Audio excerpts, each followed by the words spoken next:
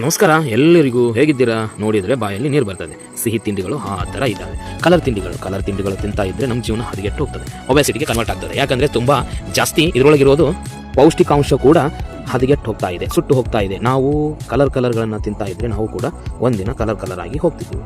ಇಲ್ಲಿ ತುಂಬ ಇರೋದು ಶುಗರು, ಟೊಬ್ಯಾಕೊ, ಈ ಥರ ಕೊಲೆಸ್ಟ್ರಾಲ್ ಜಾಸ್ತಿ ಬರುವಂಥ, ದೇಹವು ಸ್ಥೂಲಕಾಯಕ್ಕೆ ಅನುಗುಣವಾಗುವಂಥ ನಾವು ಕಲರ್ ಫುಡ್ಗಳನ್ನು ತಿಂತಾ ಇದ್ದೀವಿ. ನಮಗೆ ಚೆಂದಾಗಿರಬೇಕು, ಯಾರೋ ಮಾಡಿದ್ದನ್ನು ನಮ್ಮ ಮನೆಯಲ್ಲಿ ಮಾಡಿ ನಾವು ಕೂಡ ತಿಂತಾ ಇರೋದು.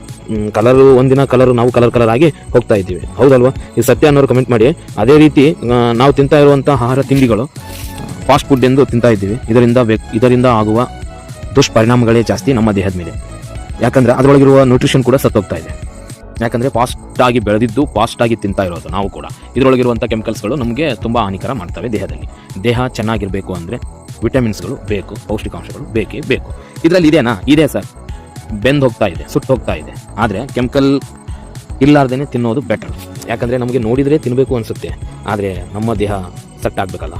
ಇವಾಗ ತಿಂತಾ ಇರೋದು ನಾವು ನಾಲ್ಗೆ ರುಚಿಗೋಸ್ಕರ, ಆದರೆ ದೇಹ ಯಾರಪ್ಪ ಒಂದು ಅಲ್ವಾ?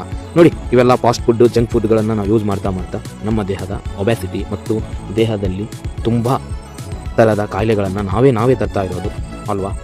ಯಾರಿಗೆ ದೇಹದ ಬಗ್ಗೆ ಕಾಳಜಿ ಇರ್ತದೋ ಅವರು ದುಡ್ಡು ಇರುತ್ತೆ, ಜೀವನ ಇರಲ್ಲ ಅಷ್ಟೇ.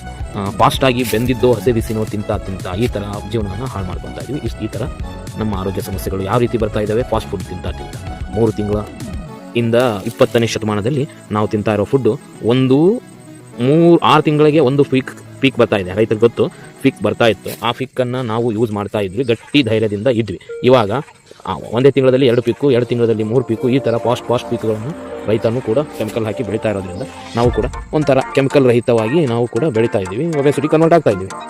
ಆರೋಗ್ಯವಂತ ತಿಳ್ಕೊಂಡವರು ಇಂಥ ಫುಡ್ಗಳನ್ನು ತಿನ್ನಲ್ಲ. ಯಾಕಂದರೆ ಇದು ನಾವು ಫಾಸ್ಟ್ ಫುಡ್ ಎಂದು ತಿಂದು ನಮ್ಮ ದೇಹ ಕೂಡ ಫಾಸ್ಟಾಗಿ ಕಾಯಿಲೆಗಳಿಗೆ ತುತ್ತಾಗ್ತಾ ಇದ್ದೀವಿ. ಯಾವುದು ತಿನ್ನಬೇಕು, ಯಾವುದು ತಿನ್ನಬಾರ್ದು ಎಂದು ವಿಚಾರ ಮಾಡಿಕೊಂಡು ದೇಹಕ್ಕೆ ಆಧಾರ ಸ್ತಂಭವಾಗಿ ಇಟ್ಕೊಂಡು ನಮ್ಮ ಬಾಡಿಯನ್ನು ಬಂಗಾರ ಮಾಡಿಕೊಳ್ಳುವಂಥ ಆಹಾರ ತಿನಿಸುಗಳನ್ನು ತಿಂದರೆ ಬೆಟರ್ ಅಂತ ಅನಿಸುತ್ತೆ. ಓವರ್ ಆಗಿರುವಂಥದ್ದು ಯಾವುದು ಕೂಡ ಯೂಸ್ ಮಾಡಬಾರ್ದು. ಅಮೃತ ಕೂಡ ವಿಷವಂತೆ ಜಾಸ್ತಿ ತಿಂತೀವಿ. ಅದೇ ನೋಡಿ, ಯಾವುದ್ಯಾವುದು ಥರ ತಿನ್ನಬೇಕು ಅದನ್ನು ಬಿಟ್ಟಿದ್ದು. ಧನ್ಯವಾದಗಳು. ಈ ಮಾಹಿತಿ ಇಷ್ಟವಾದರೆ ಕಮೆಂಟ್